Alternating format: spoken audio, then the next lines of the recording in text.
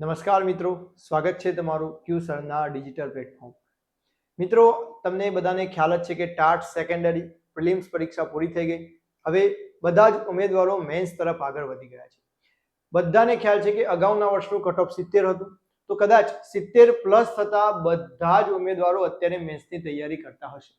તો જેનો વિષય મુખ્ય વિષય ગણિત વિજ્ઞાન છે, એમના માટે આજનો વિડીયો ખાસ ઇમ્પોર્ટન્ટ છે. કેમ? આજના વિડીયોની અંદર આપણે ગણિત મોડેલ પેપર 1 જોવાના છીએ. એટલે કે ગણિતનું ધોરણ 9 નું અને ધોરણ 10 નું જે પાઠ્યપુસ્તક છે એના આધારે મેન્સની અંદર જે પ્રકારે પેટર્ન છે, આપણી મેન્સની પદ્ધતિ છે કે 5 ગુણ, 4 ગુણ, 2 ગુણ અને હેતુલક્ષી પ્રશ્નો.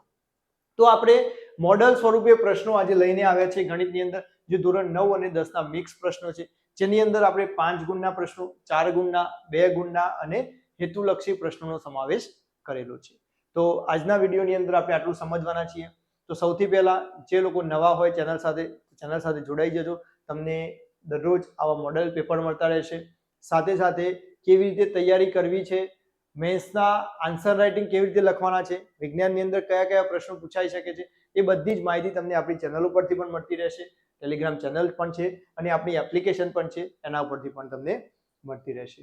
તો ખાસ વિડીયોની શરૂઆત કરું એ પહેલા તમને જણાવી દઈએ કે આપણી એપ્લિકેશન ક્યુસર પ્લે સ્ટોર ઉપર જશો અને તમે લખશો એટલે તમને આવી જશે. જે લોકો ગણિત વિજ્ઞાન વિષય સાથે તૈયારી કરી રહ્યા છે, એમને જો આપણી સાથે ટાટ સેકન્ડરી મેન્સની તૈયારી કરવી છે તો 999 માં અત્યારે કોર્સ અવેલેબલ છે. એની અંદર આ બધી જ બાબતોનો સમાવેશ કરવામાં આવશે. ગણિત અને વિજ્ઞાનના પાઠ્યપુસ્તકના તમામે તમામ પ્રકારના કન્ટેન્ટ આપણે એની અંદર ભણાવેલા છે. એના પછી આ ખાસ 5 ગુણ, 4 ગુણ, 2 ગુણ અને 1 ગુણના પ્રશ્નોના પ્રકરણ પ્રમાણે પ્રશ્ન બેંક જવાબો સાથે વિજ્ઞાનની આપણે આપેલી છે. પછી ગણિતમાં પાઠ્યપુસ્તકના દરેક પ્રકરણમાંથી પૂછાઈ શકે તેવા પ્રશ્નો આપણે એની અંદર લિસ્ટ આપી દીધેલું છે, પ્રમેય પણ આપે છે. સાથે સાથે આની અંદર ગણિતમાં આપણે વધારાના 10 મોડેલ પેપર આપીશું. શું આપીશું? 10 મોડેલ પેપર કે જે ગણિતની અંદર ઉપયોગી થશે. અત્યારે જે મોડેલ પેપર તમે જોઈ રહ્યા છો એના જેવા જ પેપર આપણે એપ્લિકેશનની અંદર પણ આપવાના છે. તો રેકોર્ડેડ કોર્સ છે, જેને પણ તૈયારી કરવી છે હમણાં ડિસ્કાઉન્ટ ઓફર સાથે તમને 999 માં પડશે. તો અત્યારે જ તમે એકવાર વિઝિટ કરી લો. ચલો શરૂઆત કરીએ હવે આપણે. તો સૌથી પહેલું 5 ગુણના પ્રશ્નોથી આપણે શરૂઆત કરી દઈશું. ચલો અહીંયા 5 ગુણનો પ્રશ્ન નંબર 1 આપેલો છે. સાબિત કરો કે વર્તુળના વ્યાસના અંત્ય બિંદુઓએ દોરેલા સ્પર્શકો પરસ્પર સમાંતર હોય છે. આ શું છે મિત્રો? તો એક પ્રકારની રાઇડર પણ કહી શકાય. રાઇડરની સાથે સાથે આ પ્રમેય પણ કહી શકાય અને આપણા પાઠ્યપુસ્તકનો જ દાખલો છે. તો તમને બધાને આ દાખલો અથવા તો આ જે રાઇડર છે એ તમને આવડતી હશે એવું હું અનુમાન લગાવું છું. તો સૌથી પહેલા તમારે વિડીયો પોઝ કરવાનો, આવડતું હોય તો પોતાની જાતે લખવાનું, કારણ કે આજના મોડેલ પેપરના આધારે તમારે નક્કી કરવાનું છે કે તમારે ટોટલ કેટલા માર્ક્સ થાય છે. ક્લિયર? પોતે જાતે સ્વમૂલ્યાંકન કરવાનું છે. કોઈ તમારી પાસે ચેક કરવા આવવાનું નથી, પણ પોતાની જાતે ઓનેસ્ટીથી તમારે એનું મૂલ્યાંકન કરવાનું છે. ચલો તો અહીંયાથી આ ધોરણ 10 નો પ્રશ્ન છે. તો અહીંયાથી સૌથી પહેલા તો શું કરવાનું? આ રાઇડર છે, રાઇડર હોય કે પ્રમેય હોય, રાઇડર અને પ્રમેય હોય તો એને હંમેશા કયા ફોર્મેટની અંદર લખવાનું? રાઇડર અને પ્રમેયને હંમેશા પક્ષ, સાધ્ય અને સાબિતી. જો હંમેશા યાદ રાખવાનો કે જ્યારે પણ સાબિતી વાળી રાઇડર પૂછાય અથવા તો સાબિતી વાળો પ્રમેય પૂછાય તો હંમેશા એને 3 ભાગની અંદર તમારે વિભાજિત કરવાનું. કયા 3 ભાગ? પક્ષ, સાધ્ય અને સાબિતીની અંદર. પક્ષ એટલે શું? પક્ષ એટલે કે જે રાઇડરની અંદર અથવા તો દાખલાની અંદર જે વસ્તુ આપેલી છે એને પક્ષની અંદર લખી દેવાની. સાધ્ય એટલે આપણે જે સાબિત કરવાનું છે એ સાધ્યની અંદર આવશે, અને જે સાબિત કરીએ છીએ એના માટેની જે રીત છે, જે પ્રોસેસ છે એ આપણે સાબિતીની અંદર લઈએ છીએ. તો આટલી વસ્તુ તમારે યાદ રાખવાની કે જ્યારે પણ રાઇડર પૂછાય છે અથવા તો રાઇડરની સાથે સાથે પ્રમેય પૂછાય છે તો તમારે યાદ રાખવાનું કે હંમેશા એને પક્ષ, સાધ્ય અને સાબિતી આ 3 વિભાગની અંદર વહેંચવાનું. ક્લિયર? અહીંયાથી ચલો તો સૌથી પહેલા આપણે આકૃતિ બનાવીએ જેથી કરીને તમને વધારે ખ્યાલ આવશે. આની અંદર શું કહે છે ભાઈ? સાબિત કરો કે વર્તુળના વ્યાસના અંત્ય બિંદુ. તો સૌથી પહેલા આપણે વર્તુળ બનાવી દઈએ.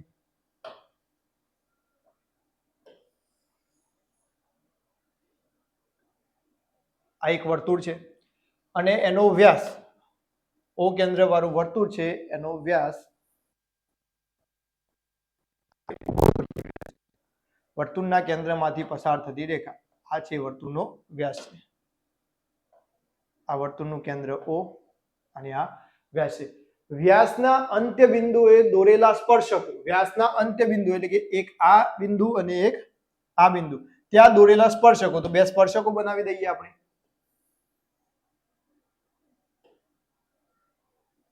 આ એક સ્પર્શક,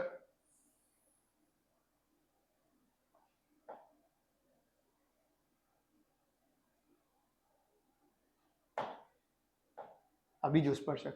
આ બે સ્પર્શકો આપણે બનાવી દીધા.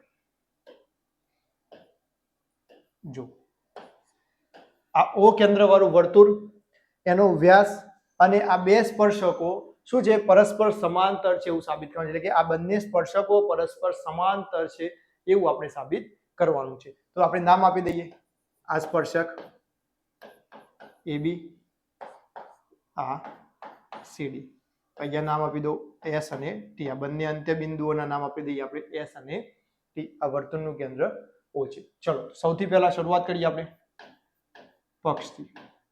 ચલો મેં તમને કહ્યું શરૂઆતમાં કે પક્ષની અંદર હંમેશા શું આવશે, તો પક્ષની અંદર જે વસ્તુ આપેલી છે એ વસ્તુ લખી લેવાની. તો અહીંયા આપણને કઈ વસ્તુ આપેલી છે, તો સૌથી પહેલું O કેન્દ્ર વાળું વર્તુળ. તો O કેન્દ્ર વાળા વર્તુળ ઉપર, O કેન્દ્ર વાળા વર્તુળમાં વ્યાસ, કયો વ્યાસ છે એનું, S અને T. તો વ્યાસ ST ના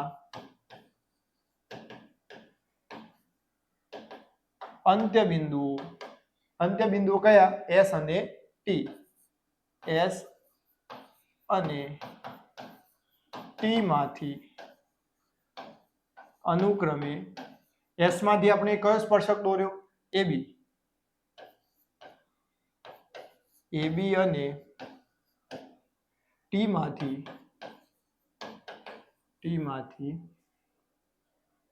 કયો સ્પર્શક દોર્યો આપણે, CD. સ્પર્શકો દોરો અથવા તો દોર્યા. આપણે પક્ષમાં લખ્યું, જે વસ્તુ આપણને આપી હતી એ વસ્તુ આપણે પક્ષમાં લખી દીધી. પછી સાધ્ય. તો સાધ્યની અંદર શું આવશે, તો સાધ્યની અંદર શું સાબિત કરવાનું છે કે અંત્ય બિંદુએ દોરેલા સ્પર્શકો કેવા છે, પરસ્પર સમાંતર છે. એટલે કે બે સ્પર્શકો પરસ્પર સમાંતર છે એવું આપણે સાબિત કરવાનું છે. તો અહીંયાથી AB સમાંતર CD, આ મારે સાબિત કરવાનું છે. ક્લિયર? તો અહીંયા પક્ષ સાધ્ય આપણે લખી લીધું. ચલો હવે સાબિતી નવા પેજ ઉપર લખીએ. ચલો સૌથી પહેલા શેની વાત કરીશું, સૌથી પહેલા આની વાત કરીએ, ઉપરવાળા સ્પર્શક. તો AB સ્પર્શક, આ જે AB છે આપણો સ્પર્શક છે એ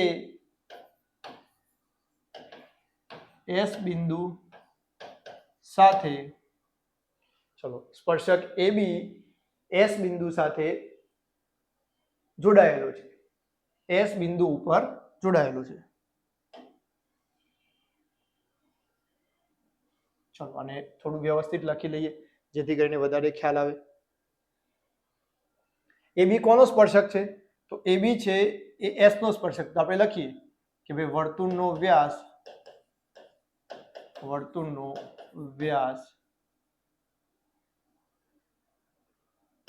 વ્યાસનું અંત્ય બિંદુ S નો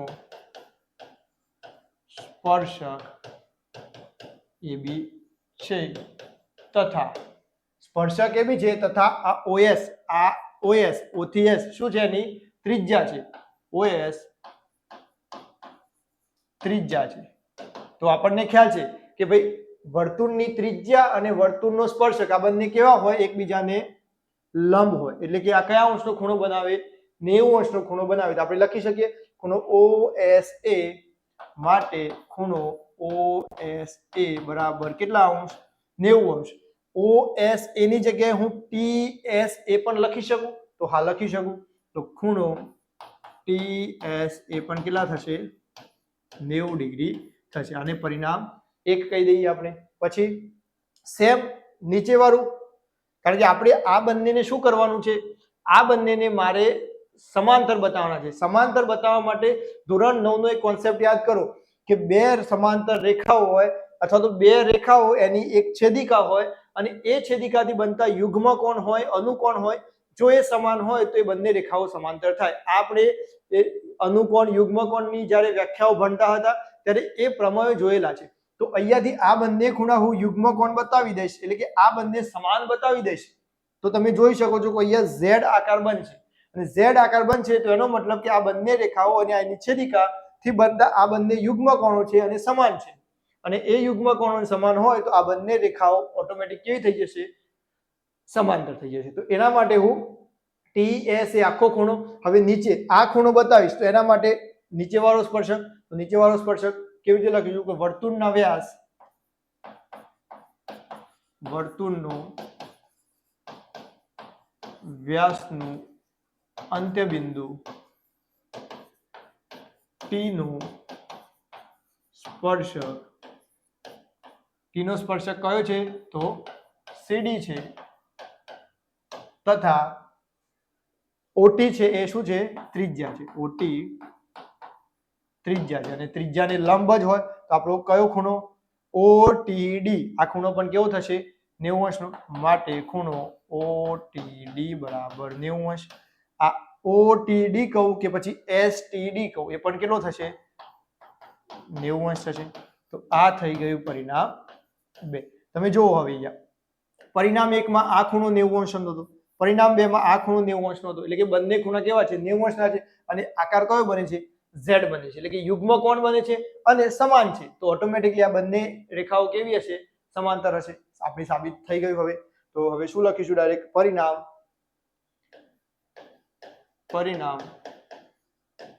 1 અને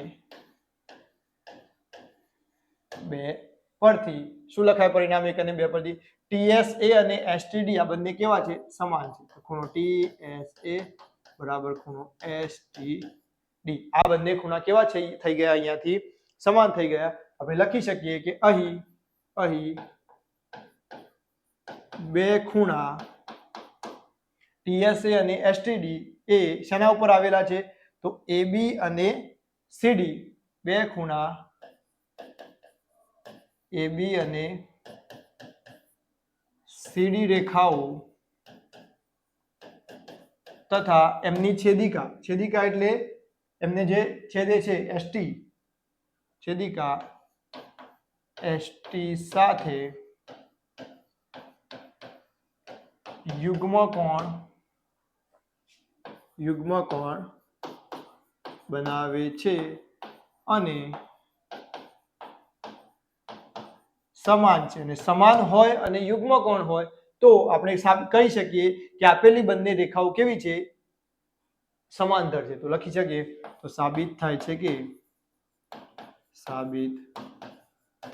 છે કે રેખા AB સમાંતર રેખા CD. ક્લિયર? અહીંયા આપણે જે સાબિત કરવાનું તે થઈ ગયું. ક્લિયર? એકદમ ઈઝી એક્ઝામ્પલ હતું, એકદમ ઈઝી પ્રમેય અને રાઇડર કહી શકાય. પણ ખાલી તમારે શું કરવાનું છે?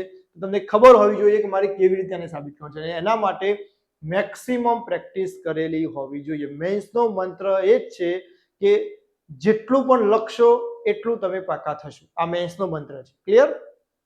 ચલો, તો અહીંયા 5 ગુણનો આપણે એક પ્રશ્ન પૂરો કર્યો. હવે 4 ગુણના પ્રશ્નો જોઈએ. ચલો, 4 ગુણના પ્રશ્નમાં પહેલો પ્રશ્ન છે દ્વિઘાત બહુપદીના શૂન્યનો સરવાળો અને ગુણાકાર અનુક્રમે 4 અને 1 છે, તો તે પરથી દ્વિઘાત બહુપદી મેળવો. એકદમ ઈઝી ક્વેશ્ચન છે. જો તમને કોન્સેપ્ટ ક્લિયર હશે, કોન્સેપ્ટ તમારા પ્રિલિમ્સ ની અંદર બધા ક્લિયર થઈ ગયા છે, તો કોન્સેપ્ટ ક્લિયર હશે તો તમે આ એક્ઝામ્પલ ઈઝીલી સોલ્વ કરી શકશો. ખાલી આપણને એટલી ખબર હોવી જોઈએ કે ભાઈ દ્વિઘાત સમીકરણનું, દ્વિઘાત બહુપદીનું સામાન્ય સ્વરૂપ કયું? તો દ્વિઘાત બહુપદીનું સામાન્ય સ્વરૂપ છે ax² + bx + c.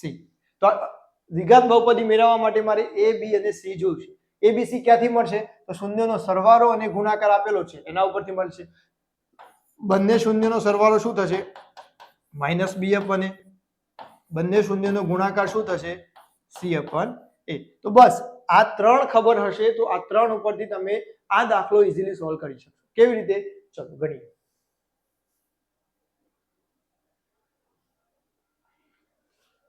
ચલો ધારો કે થોડું આપણે લખવાનું વર્ક કરી લઈએ, કારણ કે 4 માર્ક્સનો દાખલો છે એટલે વ્યવસ્થિત એના સ્ટેપ બાય સ્ટેપ એના ફોર્મની અંદર લખેલો હોવો જોઈએ.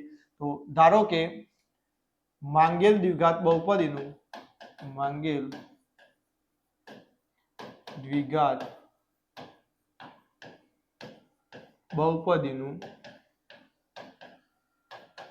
સામાન્ય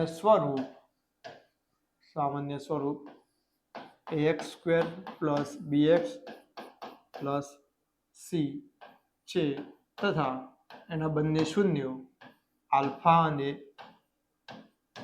બીટા શૂન્ય છે. આપણે લખી દીધું ભાઈ એનું સ્વરૂપ ax² + bx + c છે અને એના બે શૂન્યો આલ્ફા અને બીટા છે. તો આપણને જે માહિતી આપેલી છે એના ઉપરથી લખીશું. તો આપેલ માહિતી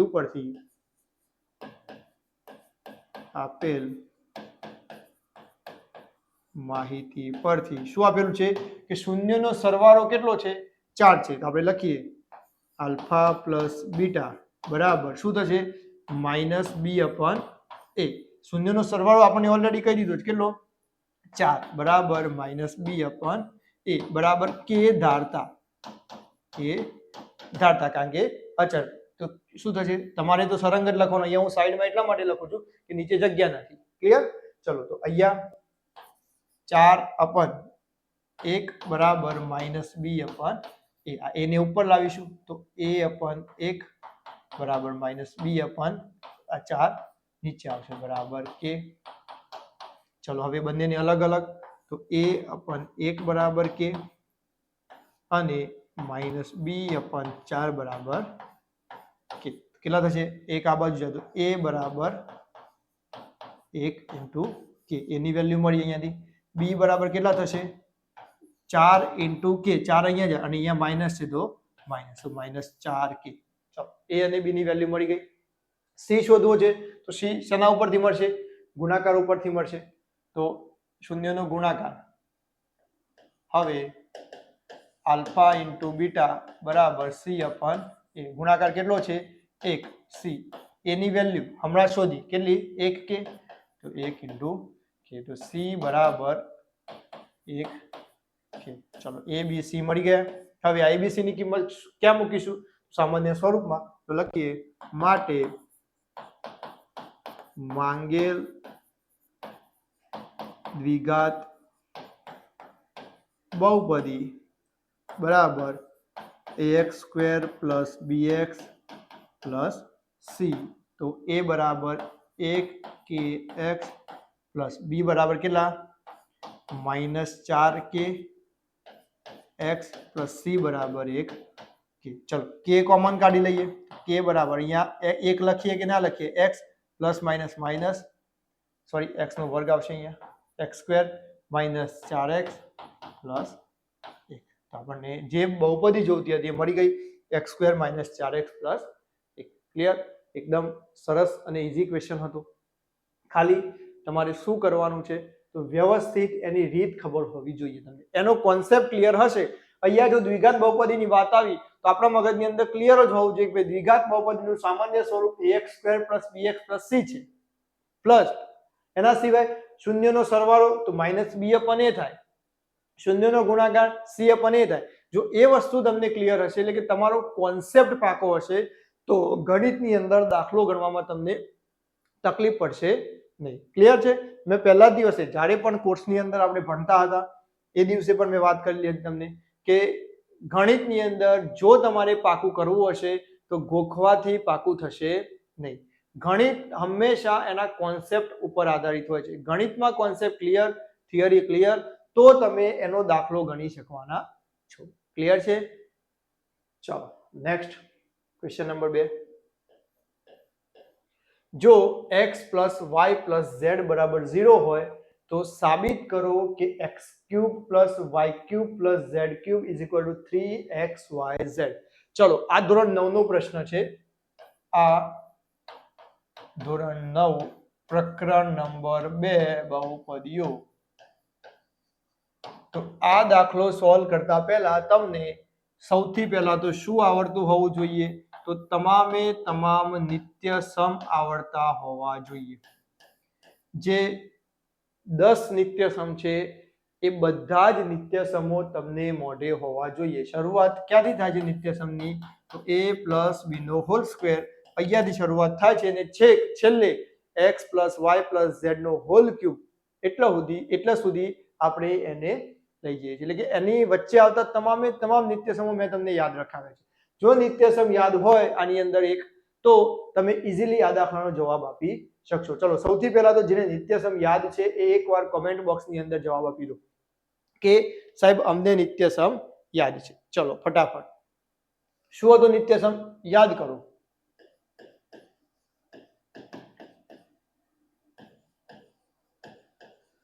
નિત્ય સમ, ચલો નિત્ય સમ ફટાફટ એકવાર તમે કોમેન્ટ બોક્સની અંદર એનો જવાબ આપી દો કે નિત્ય સમ શું હતું. તો આપણને બધાને ખબર છે કે x ની 3 ઘાત, y ની 3 ઘાત, z ની 3 ઘાત -3xyz બરાબર શું હતો? x + y + z બીજા કૌંસમાં x² + y² + z² - xy - yz - zx હતો કે નહીં આ નિત્ય સમ? ચલો સૌથી પહેલા જો નિત્ય સમ હતો કે નહીં, તો 100% આ નિત્ય સમ આપણે બધા ભણેલા છીએ. તો હવે અહીંયા તો શું આપ્યું છે? અહીંયા આપણને કહી દીધું છે કે ભાઈ x + y + z બરાબર 0. તો અહીં x + y + z બરાબર 0. તો આની અંદર 0 મૂકીએ તો શું થશે? માટે x³ + y³ + z³ -3xyz બરાબર x + y + z ની જગ્યાએ તો 0 ગુણ્યા x² + y² + z² - xy - zx. જો અહીંયા 0 નો ગુણાકાર કોઈ પણ સંખ્યા સાથે થાય હંમેશા જવાબ શું બનશે? 0. એટલે કે આખું પદ શું થઈ જશે? 0 થઈ જશે. આખું પદ 0 થઈ જશે. આખું પદ 0 થઈ જશે એટલે કે અહીંયા 0 થઈ જશે. તો આ 3 x y z આ પદ છે એ બરાબરની આ બાજુ લાવીશ તો શું થશે? માઈનસ છે તો પ્લસ થઈ જશે. તો અહીંયા લખીશું આપણે માટે x³ + y³ + z³ બરાબર 3xyz. અને આપણે જે સાબિત કરવાનું તે મળી ગયું. x³ y³ z³ બરાબર 3xyz. દાખલો 3 સ્ટેપનો છે પણ 4 માર્ક્સની અંદર પૂછાઈ શકે છે. કેમ? કારણ કે એટ અ ટાઈમ તમને આ નિત્ય સમ યાદ આવવો આ ઇમ્પોર્ટન્ટ છે. તો નિત્ય સમ ક્યારે યાદ આવશે? તો મેક્સિમમ તમે પ્રેક્ટિસ કરેલી હશે તો તમને નિત્ય સમ યાદ આવશે. ક્લિયર? ચલો હવે 4 ગુણના પ્રશ્નો આપણે પૂરા કર્યા. હવે નેક્સ્ટ 2 ગુણના પ્રશ્નો. સૌથી પહેલો પ્રશ્ન છે સમીકરણ x + 2y = 6 ના 4 ભિન્ન ઉકેલો મેળવો. મેં તમને કહ્યું હતું કે જ્યારે પણ 4 ભિન્ન અલગ અલગ ઉકેલો મેળવવાના હોય તો ગમે તે એક ચલની કિંમતો મૂકવાની. અહીંયા જો સમીકરણ આપણું આપેલું છે તો સમીકરણમાં x બરાબર સૌથી પહેલા તો 0 માટે x બરાબર 0 માટે x બરાબર 0 મૂકીશ તો શું થશે? 0 + 2y = 6. 2y = 6 તો y = 6/2 y = 3. તો અહીંયા પહેલો ઉકેલ મળ્યો મને. પ્રથમ ઉકેલ કરીને તમે લખશો x = 0 y = 3. આ પહેલો ઉકેલ. ચલો એ જ રીતે x = 1 માટે તો 1 + 2y = 6. એક આ બાજુ જાય તો માઈનસ 2y = 6 - 1 એટલે 5 તો y = 5/2. તો બીજો ઉકેલ મળ્યો આપણને કયો? x = 1 મૂક્યા તો y = 5/2.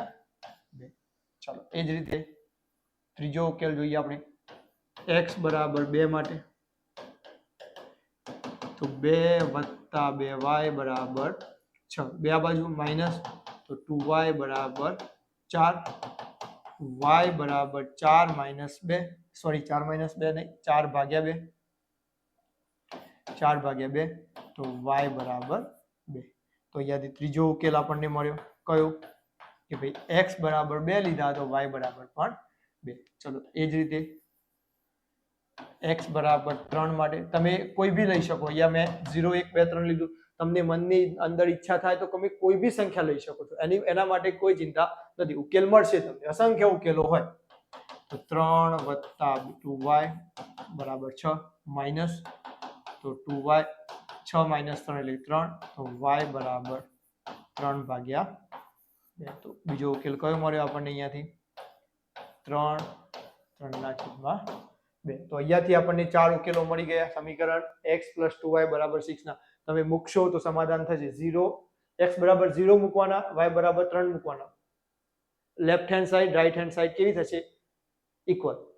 એ જ રીતે આની અંદર તમે મૂકશો તો સમાધાન થશે. આ 4 ભિન્ન ઉકેલો થઈ ગયા એના.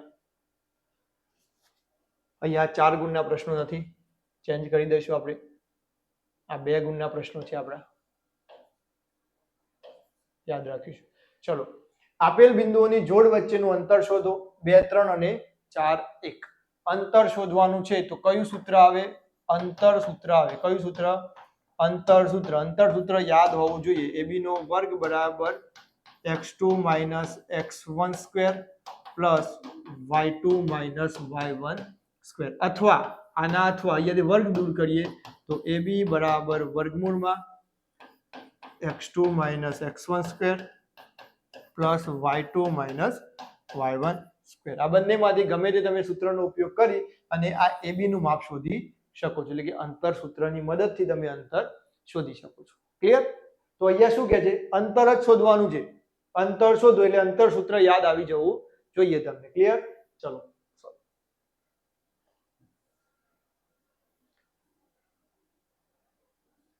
તો અહીંયાથી આપણે શોધીએ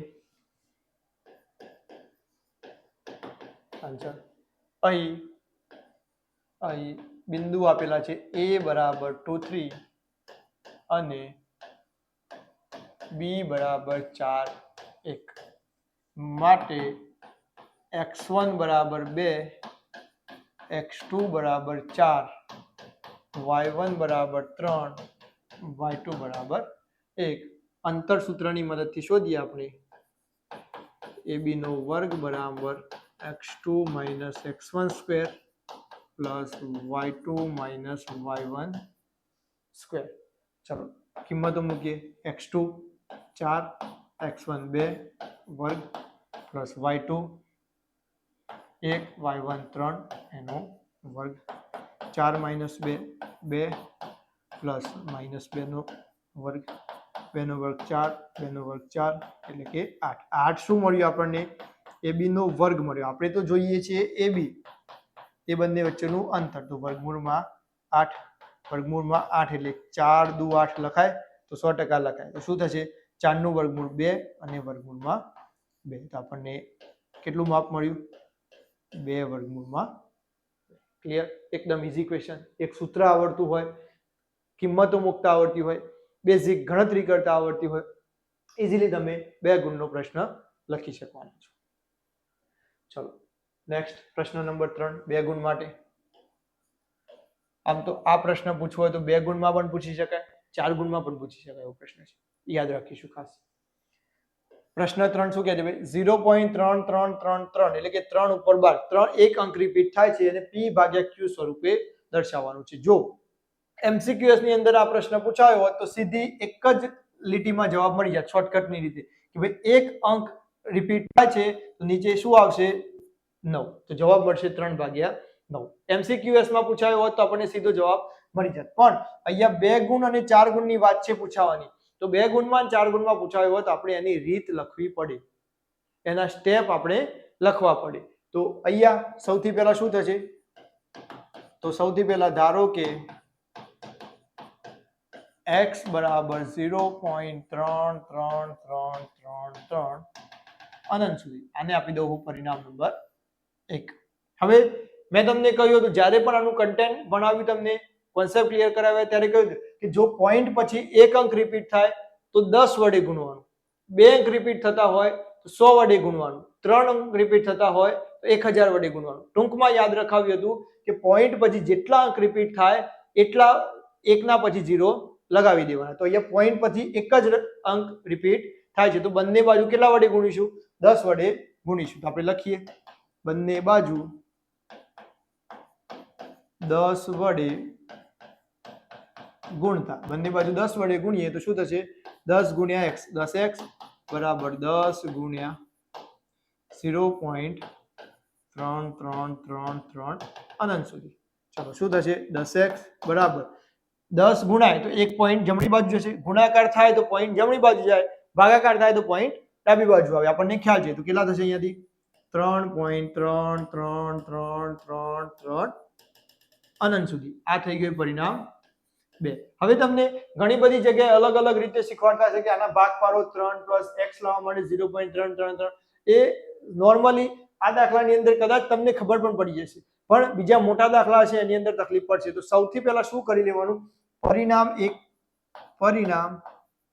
2 માંથી પરિણામ 1 બાદ કરતા. એટલે તમારે કોઈ ચિંતા નહીં, ઓટોમેટિકલી જવાબ મળી જશે. પરિણામ 2 માંથી પરિણામ 1 બાદ કરી લેવાનું. તો શું થશે? અહીંયાથી પરિણામ ડાબી બાજુ 10 માંથી x જાય તો કેટલા થાય? 9x બરાબર. અહીંયા જો ના ખબર પડે તો આવી રીતે કરી લેવાનું. 3.3333 અનંત સુધી ચાલવાનું છે. અને આ બાજુ હતું 0.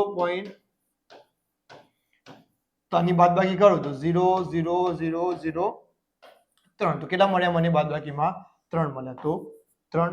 તો x બરાબર શું થશે? 3/9. આના ભાગ પાડવા હોય તો હજુ પડે. 3 × 9 એટલે કે 1/3. ક્લિયર? તો અહીંયા p ભાગ્યા q સ્વરૂપ મળી ગયું આપણને. 3/9 1/3. ક્લિયર? એકદમ ઈઝી એક્ઝામ્પલ છે. બસ રીત તમને ખબર હોવી જોઈએ. આ રફની અંદર કરવાનું. ચલો ક્લિયર? નેક્સ્ટ આગળ વાત કરીએ એક ગુણના પ્રશ્નો. ચલો હેતુલક્ષી પ્રશ્નો. જો p of e બરાબર 0.05 હોય તો p of e બાર ની સંભાવના કેટલી થાય? યાદ કરો ધોરણ 10 સંભાવના ચેપ્ટર. પૂરક ઘટના ના હોય એની ઘટના. p of e એટલે કે આ ઘટના છે તો એની ના થવાની ઘટનાને આપણે પૂરક ઘટના કહીએ છીએ. તો એના માટે સૂત્ર હતું, આપણને બધાને ખબર છે. શું છે સૂત્ર? કે ભાઈ p of e plus p of e બાર બરાબર 1. p of e કેટલા છે? 0.05. p of e બાર બરાબર 1. તો p of e બાર બરાબર 1/0.0 1 - 0.05.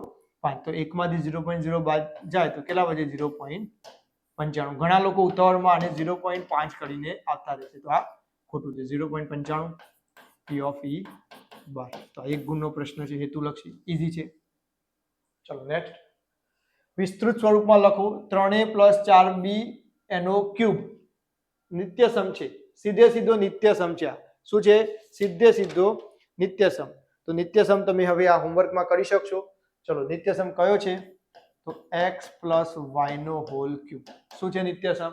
x + y નો હોલ ક્યુબ. કોમેન્ટ બોક્સમાં જવાબ આપો. કોમેન્ટ બોક્સમાં જવાબ આપો.